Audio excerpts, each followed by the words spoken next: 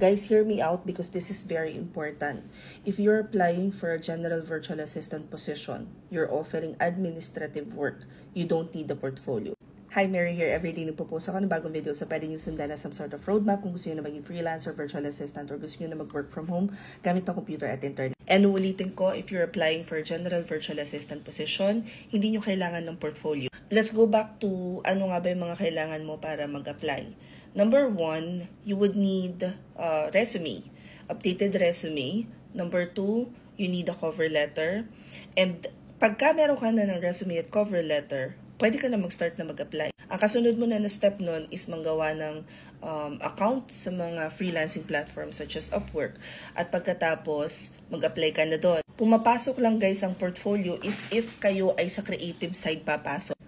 When I say creative, ito yung mag-create ng graphics design, video editing, web design. Ito yung mga positions or services na kailangan magpakita ng output. Merong 5 services na pwedeng i-offer as a freelancer. Administrative, creative, tech, support, and sales. Again, for creative, saka lang papasok yung portfolio.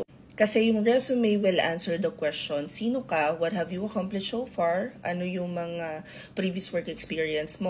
Cover letter should answer the question, why should we hire you? Meanwhile, yung portfolio would be to answer the question, what would my experience be like if I take you as halimbawa social media manager or a video editor or graphics designer. And I'm not gonna get tired reminding everyone na stop overthinking kasi sa dami ng kinukonsume ninyong videos dito sa TikTok, sa dami ng napapanood yung video sa YouTube, masyado na kayong nako-confuse to, nag-overthink na kayo na hindi pa man lang kayo nagde-take ng first step, nandun na kagad kayo sa step 10. Halimbawa, ang gawin ninyo, magawa kayo ng resume, magawa kayo ng cover letter. Pag meron na kayong nakahanda na resume at cover letter, pumunta na kayo sa mga platform.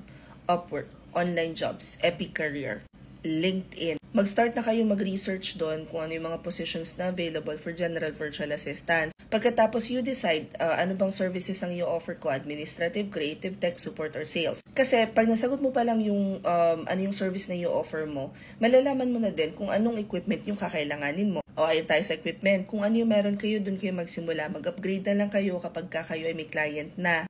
Again, stop overthinking and just start taking it one step at a time.